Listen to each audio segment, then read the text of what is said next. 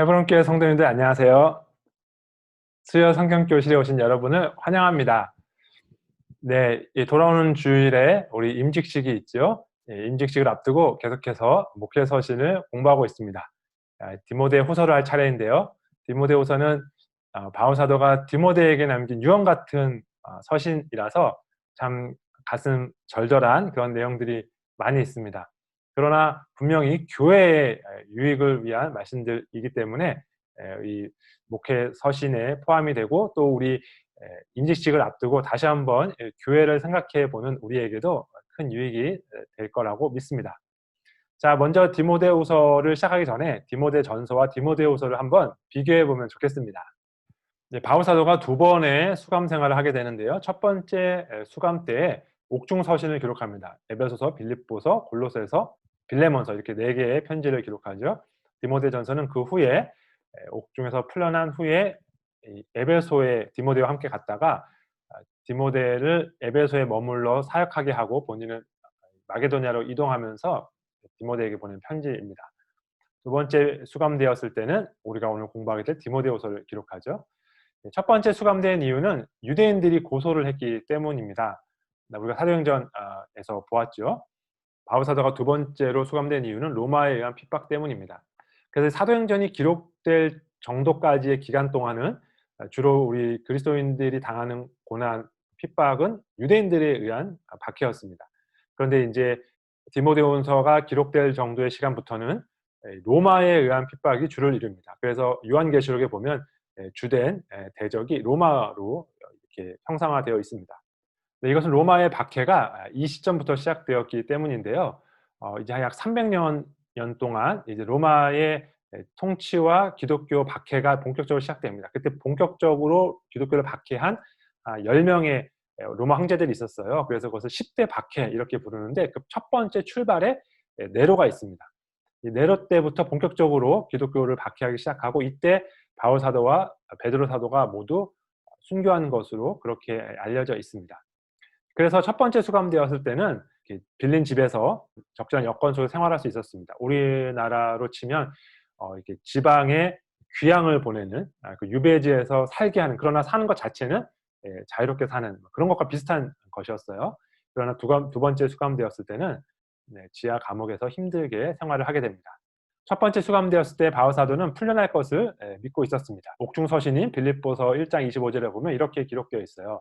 내가 살 것과 너희 믿음의 진보와 기쁨을 위하여 너희 무리와 함께 거할 이것을 확실히 아노니, 내가 살아날 것이고 너희와 함께 거할 것이다 라는 것을 확신한다는 것이죠. 그러나 디모데후서에서는 처형될 것을 예상하고 있습니다. 전제와 같이 내가 벌써 부어지고 나의 떠날 시각이 가까웠도다.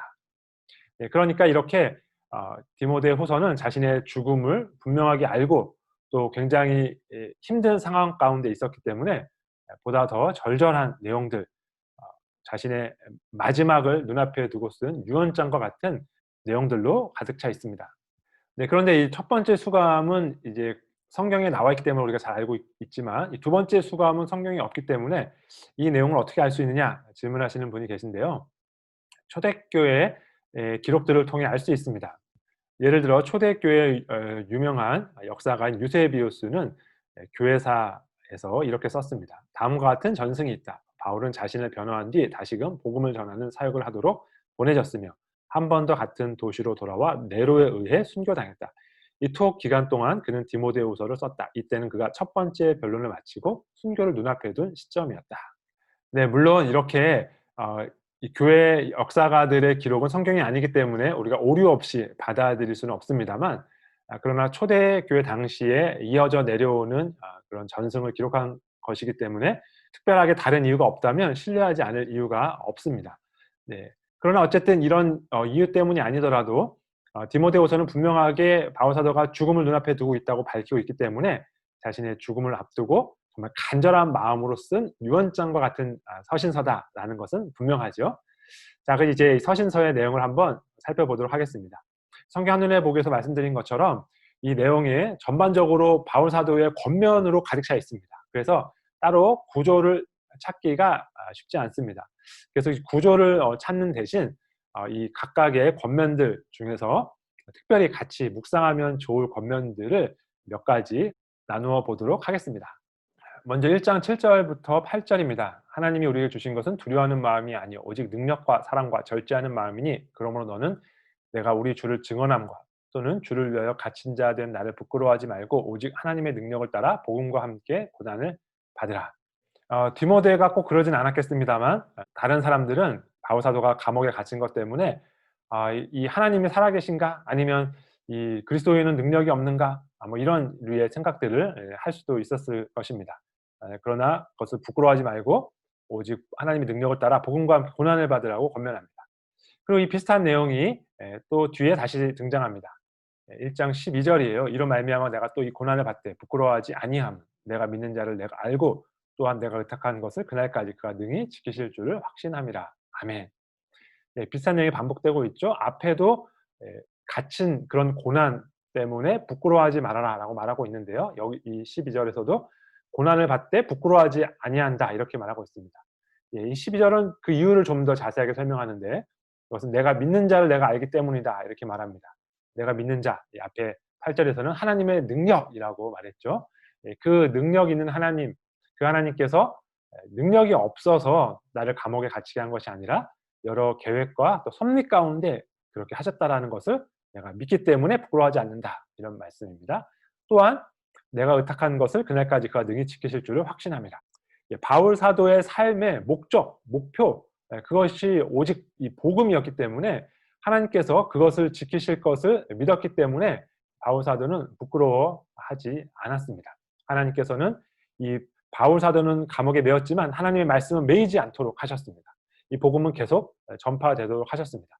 복음이 매이지 않는 것, 그것만 확실하다면 나는 더 이상 바랄 것이 없다라는 이 바울 사도의 마음가짐이죠. 그러니까 부끄러워할 이유가 없는 것입니다. 하나님께서 바울 사도는 감옥에 갇히게 하셨지만 그러나 복음은 갇히지 않게 하셨기 때문에 바울이 복음을 목적으로 살아가는 바울이 부끄러워할 이유가 전혀 없다는 것입니다.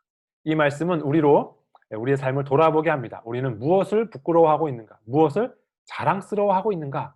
우리의 소망은 무엇인가? 우리의 목적은 무엇인가? 우리가 믿는 하나님은 어떤 분인가?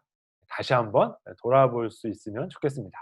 네, 2장입니다. 2장에서 2장 1절 다시 한번 볼게요. 내 아들아, 그러므로 너는 그리스도 예수 안에 있는 은혜 가운데서 강하고, 은혜 가운데서 강하라 이렇게 말씀하고 있습니다. 그런데 여기 강하라라는 명령형이요, 수동 명령형이에요.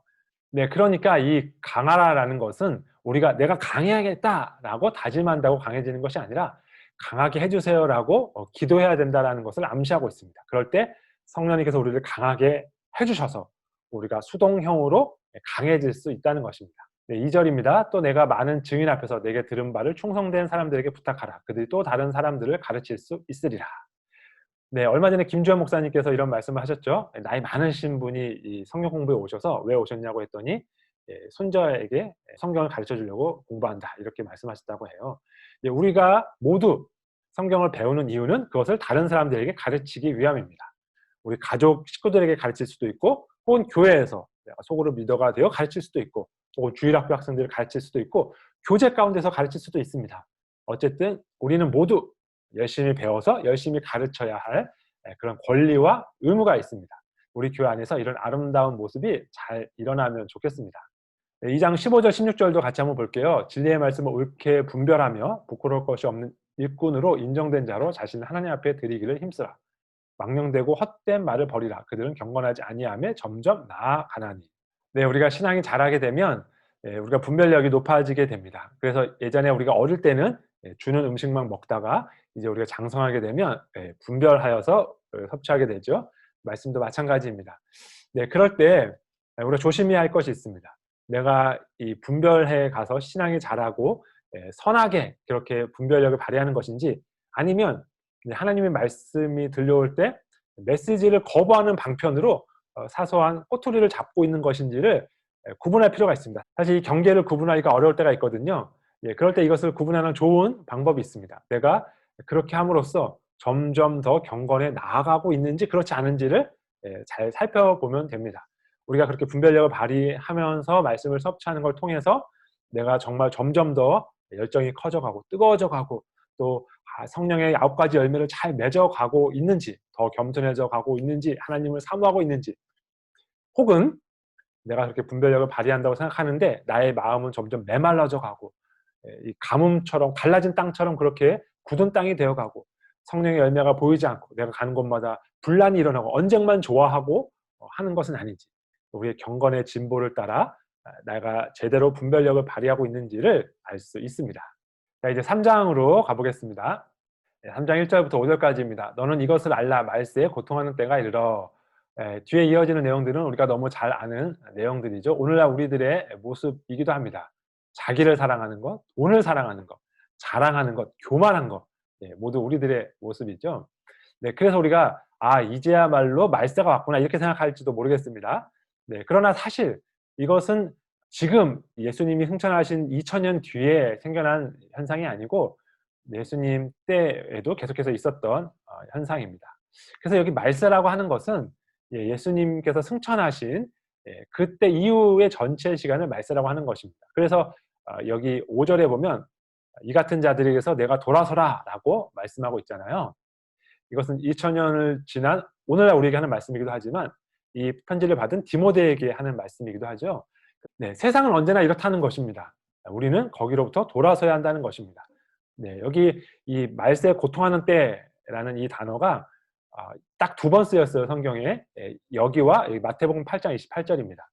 예수님께서 갈릴리 호수를 건너가셔서 그곳에서 만난 그 귀신 들린 사람들이죠. 근데 그들이 너무 사나워서 사람들을 공격해서 사람들이 그 길로 지나갈 수 없다고 묘사할 때 사용된 단어입니다. 네, 예수님께서 승천하신 이후에 이 세상은 그렇게 사납게 사람들을 공격하는 시기라는 것입니다. 사람들이 모두 자기만 사랑해요. 돈만 사랑해요. 교만해요. 비방해요. 원통함을 풀지 않아요. 사나워요. 선한 것을 좋아하지 않아요. 이러한 모든 것이 마치 이 귀신 들린 사람들처럼 그렇게 사납게 우리들을 어렵게 한다는 것이죠. 그럴 때 우리는 여기서 돌아서야 합니다. 이 사람들과 사귀지 말아라. 놀지 말아라. 뭐 이런 뜻이 아니라 이런 삶의 모습에게서 돌이켜야 한다는 것이죠. 사실 어떤 면에서 예전보다 오늘날이 더 이런 모습이 많다는 것은 맞는 말입니다. 왜냐하면 3장 13절에 보니까 이렇게 말씀하세요. "악한 사람들과 속이는 자들은 더욱 악하여져서 속이기도 하고 속기도 하나니." 디모데 때에도 오늘날에도 이런 모습들은 계속 있었지만 시간이 지나면 사람들은 더욱더 악해진다고 합니다. 그러니까 오늘날 이 사람들에게 돌이키는 것이 더 어렵겠지요. 사실 그러한 모습에서 돌아서는 것은 매우 어렵습니다. 세상이 그런 메시지를 우리에게 주고 있기 때문입니다. "너 자신을 사랑해라. 돈을 사랑해라. 원통함이 있으면 참지 말고 갚아라." 이런 메시지를 우리에게 계속해서 주입합니다. 그래서 거기서 돌아서는 것은 매우 어렵습니다. 그럴 때 어떻게 해야 할까요? 우리에게는 3장 14절 그러나가 있습니다. 그러나. 우리에게는 그러나가 소망입니다. 그것이 무엇입니까? "또 어려서부터 성경을 알았나니 성경은 능히 너로 하여금 그리스도 예수 안에 있는 믿음으로 말미암아 구원에 이르는 지혜가 있게 하느니라." 네, 이 성경을 통하여 우리가 악한 세상, 사나운 세상에서 구원을 얻을 수 있다는 것입니다. 그리고 성경을 통해서 우리가 선한 일을 행할 능력을 갖추게 된다는 것입니다. 모든 성경은 하나님의 감동으로 된 것으로 교훈과 책망과 바르게 함과 의로 교육하기에 유익하니 이는 하나님의 사람으로 온전하게 하며 모든 선한 일을 행할 능력을 갖추게 하려 함이라. 네, 그래서 우리는 세상의 메시지에 둘러싸여서 살아가는 그 순간순간 성경을 통해서 그러나로 나와야 합니다. 네, 마지막 4 장입니다. 4 장에서는 3 절부터 5 절까지 말씀인데요. "때가 이르리니 사람이 바른 교훈을 받지 아니하며 귀가 가려워서 자기의 사욕을 따를 스승을 많이 두고." 네, 귀가 가려워서 자신의 개인적인 욕심을 따를 스승을 많이 둔다고 합니다. 이 구절 이 단어 "귀가 가렵다"라는 단어는 여기 딱 한 번밖에 쓰이지 않은 단어예요. 그래서 문맥을 통해서 해석해야 하는데 새 번역은 이렇게 번역했습니다. "때가 이르면 사람들이 건전한 교훈을 받으려 하지 않고 귀를 즐겁게 하는 말을 들으려고 자기네 욕심에 맞추어 스승을 모아들일 것입니다." 사람들이 자신의 귀를 즐겁게 하는 말을 듣는 것을 좋아합니다. 자신의 귀를 즐겁게 하는 말은 무엇일까요? 그것은 자기의 욕심을 채워주는 말이죠. 귀를 즐겁게 하는 말을 듣는다는 것. 이것은 사실 오늘날에만 있는 모습은 아니고 성경 시대에도 그런 모습들을 찾아볼 수 있습니다. 사도행전을 보니까요, 바울 사도가 아테네에 갑니다. 그곳에서 사람들에게 이제 복음을 전하는데 많은 사람들이 듣고 싶어해요.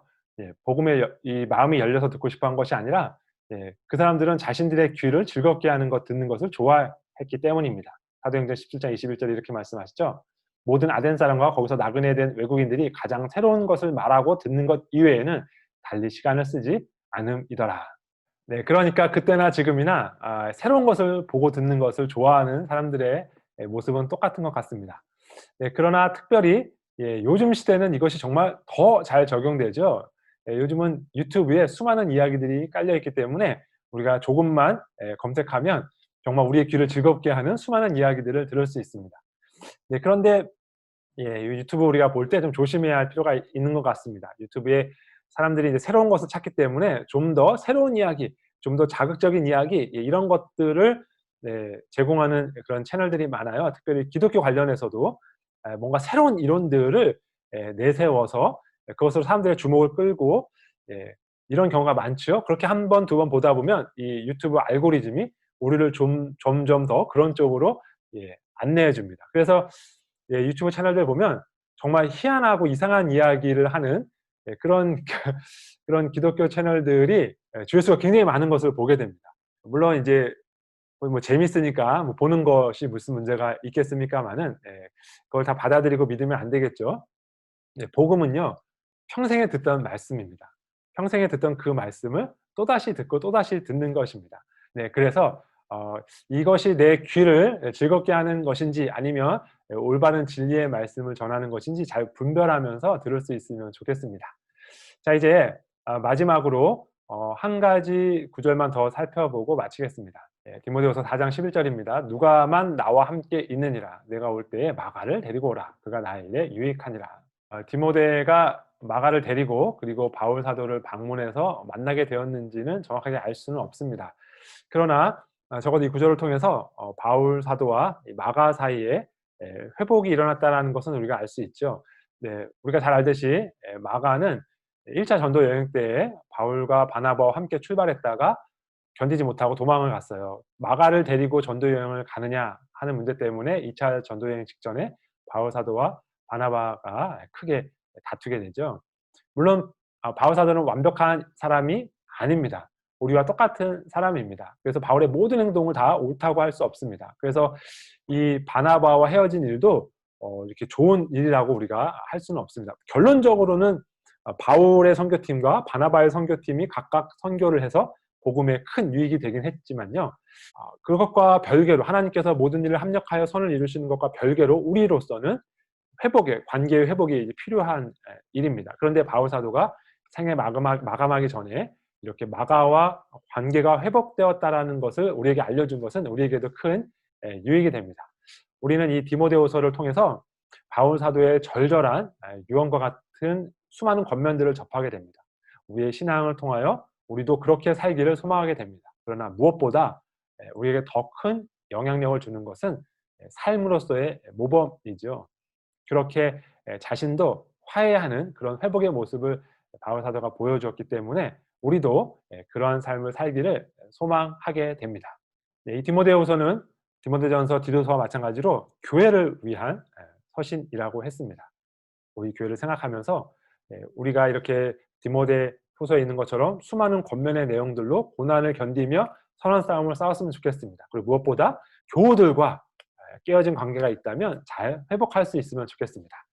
다가오는 주일 임직식 때 우리가 함께 교회에서 모이지는 못하지만 유튜브로 같이 시청하면서 마음껏 축복해주고 함께 기도하고 격려하는 은혜의 시간이 되면 좋겠습니다. 오늘 수요 성경교실 여기까지 하겠습니다. 다음 주는 디도서인데요. 그 다음 주가 빌레몬서입니다. 빌레몬서가 너무 짧기 때문에 성경 한눈에 보기의 내용으로 우리가 충분할 것 같아서 그래서 따로 수요 성경교실 영상을 만들지는 않겠습니다. 그러니까 다음 주에 디도서, 빌레몬서를 묶어서 할 테니까요. 이 영상 시청하시기 전에 성경 한눈에 보기 디도서와 빌레몬서 두 개 영상을 시청하시고 오시면 되겠습니다. 네, 수요 성경교실 여기까지입니다. 이번 한 주도 승리하는 한 주 되시기를 바랍니다. 감사합니다.